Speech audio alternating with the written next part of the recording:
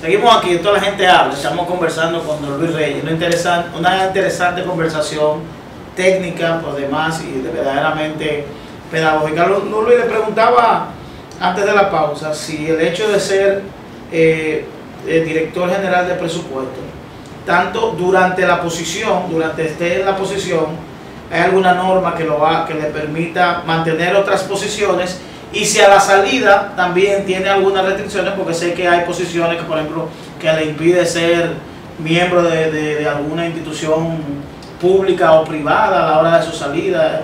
En el caso del director de presupuesto, ¿cuáles normas pudieran estar vinculadas en este tema? Bueno, durante el ejercicio de la función, el director de presupuesto tiene unos cuantos consejos. A miembros de algunos consejos, por ejemplo, Promesecal, en el Servicio Nacional de Salud, y algunos otros que se me escapan ahora. A la salida, la ley no establece ninguna incompatibilidad. Uno tendría libertad para eso. No obstante, lo que pienso es que el director del presupuesto, por la función, por la información que maneja, sobre todo en temas como ese que estamos conversando, tema relativo a la seguridad, que por la naturaleza de sus funciones, él puede terminar manejando cierta información. Yo creo que debe mantener prudencia, no tocar esos temas, y sobre todo, yo creo que poner distancia en cualquier trabajo que pudiera llevarlo a una situación donde tenga que entrar en contradicción con algunos de los mandatos que tuvo que cumplir. Entonces, ¿usted entiende que el director de presupuesto actual se ha excedido un poquito en relación a la exposición? No quiero hacer juicio sobre eso. Yo creo que cada quien se maneja conforme a su criterio, pero en mi caso, por ejemplo, yo trato de ser prudente y yo nunca he tocado públicamente ningún tema, por ejemplo, relativo a seguridad, y las veces que me han preguntado, pues trato, incluso fuera de cámara, porque en cámara yo nunca recuerdo que estos sean temas de agenda, que sean temas de interés. Por eso me sorprendió cuando me hiciste la pregunta y traté de edificar a la población, porque el gobierno está viviendo una situación. Hago la pregunta por el momento actual de la República Dominicana, de que obviamente la apuesta de la cantidad de militares en la frontera, eso va a conllevar una inversión por parte del Estado, y es bueno saber si hay esos fondos identificados, si el Estado va a tener que disminuir. El Estado, esos fondos seguros no están identificados, y además del gasto de alimentación, hay que llevar, por ejemplo, para servicios sanitarios, hay que comprar, por ejemplo, movilizar pertrechos militares, y también recordemos que hay que ofrecerle servicio para que esta gente pueda pernotar en la frontera durante semanas. Súmele el gasto en combustible, tener que movilizar, por ejemplo, como hemos visto, el patrullaje de aviones que es un servicio sumamente caro. Entonces, si esas fuerzas de tarea permanecen ahí semanas, meses, pues por supuesto que puede ser el gasto importante, y reitero, ese gasto no está identificado. El gobierno tendría que reasignar recursos para poder cubrirlo, y obviamente ahí ya hay otras partidas que la mencionamos anteriormente, que son los gastos inherentes a la seguridad, porque esa parte no, esa parte transparente, ese transparente son extra, pero es totalmente transparente, se registran sin ningún problema. Pero asociada a esa operación hay aspectos de inteligencia que esos gastos no pueden transparentarse nunca. A eso era lo que me refería anteriormente. Hay un tema que siempre se menciona dentro de la posibilidad que tiene, de las opciones que pudiera tener el Estado para recaudar, y es que, por ejemplo, relacionado al tema de vehículos, del impuesto que se paga por circulación de vehículos, tenemos exento en este momento, por una disposición de algún tiempo, las motocicletas, que no pagan impuesto al tránsito, a la circulación. ¿Qué tanto pudiera representar? Entonces, ¿vale la pena que el gobierno se embarque en llevar a que el que tiene una motocicleta pague un mínimo para circular en el país? En el marco de las necesidades que planteamos al inicio, en realidad eso no sería significativo, pero estas cosas hay que verlas en el marco de una política pública, por ejemplo, de seguridad ciudadana. Al Estado le conviene tener registradas todas las motocicletas, y la mejor manera posiblemente precisamente a través de exigir. No tanto por el pago, sino por un tema de pago, sino por un tema de orden público, un tema de seguridad ciudadana, todos esos registros. Eso ayudaría posiblemente muchísimo al manejo de la policía en lo que tiene que ver con el tema de seguridad ciudadana, y eso solamente justificaría que se le ponga, aunque sea tal vez una contribución mínima, pero es para obligarlo a que se mantengan actualizada la información y que se sepan por lo menos la cantidad de motocicletas que está circulando en este momento, y obviamente con la debida identificación. El tema de los subsidios, sobre todo el subsidio eléctrico, que se habla de la posibilidad del desmonte, ¿qué tanto pudiera eso generar un respiro al gobierno en términos presupuestarios? No, para nada. De hecho, el aumento esperado de los precios del petróleo el próximo año van a demandar recursos adicional a esos incrementos en la tarifa que puede hacer el gobierno.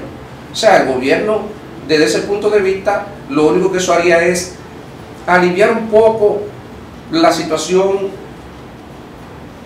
de déficit de las generadoras de la distribuidora de energía, porque eso lo va a ayudar un poco, pero por otro lado nosotros estamos teniendo una situación donde los precios de los combustibles van a ampliar la proyección del déficit que tenemos para el próximo año, y esos incrementos de tarifa que están previstos trimestralmente no van a dar, según las estimaciones preliminares, no van a poder compensar el aumento del déficit respecto a lo que tenían proyectado en el presupuesto, en el proyecto de presupuesto para el año 2022. Uno de las nuevas tendencias en términos económicos es el tema de la criptomoneda, del Bitcoin. ¿A qué se debe que en República Dominicana ese tema no está en la agenda política, no está ni en la agenda de los candidatos, ni en la agenda del gobierno? ¿Hay alguna restricción por parte del Banco Central? ¿Hay alguna restricción en términos internacionales? ¿Qué ha imposibilitado que República Dominicana, digo que ha imposibilitado porque aunque de manera formal no está en la economía, está informal, porque usted se va a cualquier barrio por aquí, en cualquier peluquería, y usted encuentra 5 muchachos monitoreando esas monedas?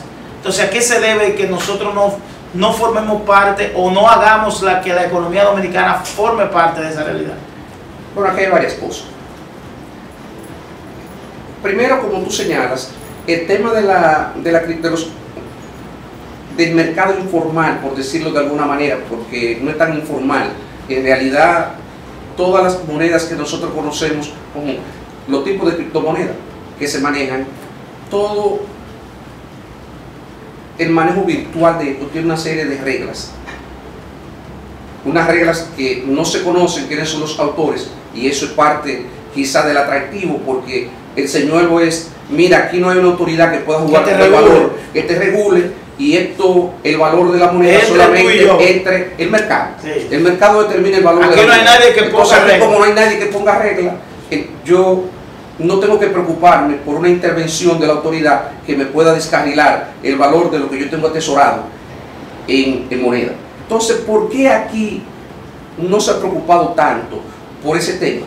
Bueno, yo pienso que lo primero es: nosotros hemos tenido una moneda estable durante los últimos años, y segundo, aunque es verdad que eso ha ido penetrando en algunos sectores de la sociedad, todavía nosotros no tenemos muchas personas que sean duchos en el manejo de estas cosas, y obviamente los riesgos también son elevados porque no hay ninguna autoridad responsable de lo que ocurra, y también estoy hablando en el mercado virtual de las criptomonedas. Sí.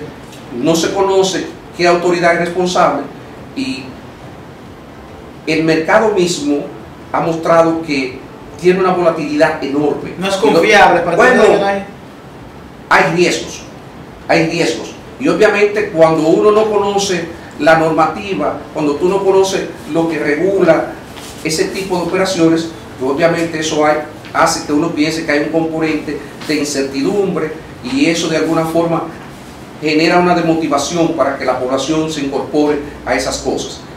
El Banco Central, yo creo que se mantiene monitoreando la evolución de esto. Pero se ve como si hay como una resistencia por parte del Banco Central. Es normal, porque recuérdate que el Banco Central y el gobierno se benefician de la emisión de dinero.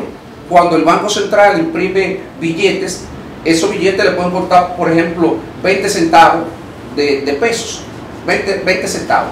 en pesos y un billete quizá de 100 pesos te costó 20 centavos. Esa diferencia, eso es realmente un ingreso para el Banco Central. Y en el caso de que se estableciera un mercado de criptomonedas, en la medida que el Banco Central emita menos, pues menos ingreso va a tener por ese concepto. Entonces hay evidentemente un estímulo negativo para que las autoridades tiendan a validar eso. Hay otras razones también, no son las únicas. Y creo que con el tiempo no va a tardar mucho para que tengamos criptomonedas, no solamente en la República Dominicana. Una vez cualquier país avanzado asuma el tema de la criptomoneda, yo creo que eso se va a generalizar porque es una realidad que llegó y aparentemente llegó para quedarse, excepto que haya una situación donde tengamos una experiencia muy negativa que genere una deserción de los agentes que participan en ese tipo de operaciones. Cuando la Dirección General de Presupuesto tiene que agotar lo que son sus funciones, que es manejar los recursos que va a administrar cada una de esas instituciones, cada institución debe hacer un informe de ejecución presupuestaria a la Dirección de Presupuesto o a Contraloría. ¿Cuál es el procedimiento? No. En realidad, las instituciones deben de hacer el presupuesto, la Dirección General de Presupuesto, un informe del cumplimiento de las metas que se establecen. Hay unas metas físicas asociadas a la ejecución presupuestaria. Por ejemplo, si usted va a un hospital, el Ministerio de Salud dice: con este gasto y este programa yo voy a atender tantas personas, y entonces debería de haber un informe sobre el cumplimiento de esas metas, las que sean. Usualmente hay un área dentro de la Dirección General de Presupuesto que se ocupa de darle seguimiento a estas cosas trimestralmente, se genera un informe. De hecho, en el tomo, uno de los tomos que acompañan la ley de presupuesto, ahí se establece lo que son las metas físicas que deben de cumplir las instituciones. Y luego contra eso es que se pide la rendición de cuentas que deben hacer las instituciones. Yo le hago esa pregunta a propósito del tema de las acusaciones de corrupción y eso, de que en algún momento uno pregunta, bueno, pero ¿cómo un funcionario puede distraer recursos si hay tanto un esquema de regulaciones, de presupuesto, de Contraloría, de Hacienda, y uno como que en algún momento como que se pierde con ese tema? Bueno, yo creo que en los últimos años hubo muchos avances, porque hay que decirlo también, estas cosas no tienen tanto tiempo. De hecho, recordemos que hace 8 o 10 años todavía se aprobaron las leyes que regulan la administración financiera del Estado. Pero esas leyes comienzan a aplicarse de manera, yo diría, lenta. Se cumple una primera etapa de 2004 a 2008, y yo diría que ya a partir del año 2013-2014 que se retoma la aplicación en profundidad de estas leyes, y sobre todo se va estableciendo la transparencia necesaria para que las instituciones se vean en la obligación de rendir cuentas a los ciudadanos. Esas son cosas, yo diría, mucho más recientes, 4, 5, 6 años atrás.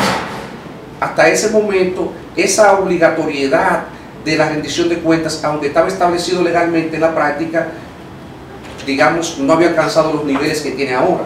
De hecho, muchas de las cosas que se comentan hoy día se pueden hacer porque ya existe la información, que es lo primero, existe la información y la transparencia, la obligatoriedad de informar, de rendir cuentas sobre la ejecución presupuestaria. Fácil, a través de la ley, de la normativa, usted va y pide a cualquier institución que le dé la información a la Dirección General de Presupuesto y ellos le van a suministrar la información, la ley de libre acceso a la información. Entonces, esos aspectos es lo que ha cambiado la regla de juego, lo que tiene que ver con la administración de fondos públicos, y eso se hizo durante la pasada administración en buena medida, porque esta administración sobre este tema no ha cambiado prácticamente, digamos, de manera sustantiva la forma como se ejecutaba el presupuesto con relación a cómo se hacía en la pasada administración, por lo menos. Finalmente, don Luis, ya su valoración en términos técnicos, ¿qué futuro le depara a la República Dominicana en términos económicos frente a la realidad económica, a la posibilidad de no desarrollar una reforma fiscal y el ritmo de endeudamiento que lleva la República Dominicana? bueno, no siempre se muestra confiado con estas cosas. Incluso cuando uno hace la advertencia sobre estos temas, lo hace de buena fe, en el sentido de que las autoridades reaccionen ante estos desafíos. Y yo creo que la economía primero dominicana ha mostrado una resiliencia enorme, una gran fortaleza para recuperarse de situaciones que le son adversas. Y yo creo que en la actualidad no hay razones para pensar que, con la demostración que ha dado la economía dominicana en los últimos meses, particularmente el último año, no hay razón para pensar que eso no continúa a futuro. Sin embargo, están planteados los desafíos y va a depender de las políticas, las medidas que adopten las presentes autoridades para asegurar que el devenir de la economía dominicana va a seguir transitando el camino de estabilidad que se ha manifestado durante los últimos años. Muchísimas gracias, don Luis. Gracias. Un placer estar contigo, Dani. Gracias por venir a conversar con nosotros, verdaderamente que son temas interesantes que a la población le preocupan. A ustedes gracias por la audiencia y nos vemos el próximo sábado.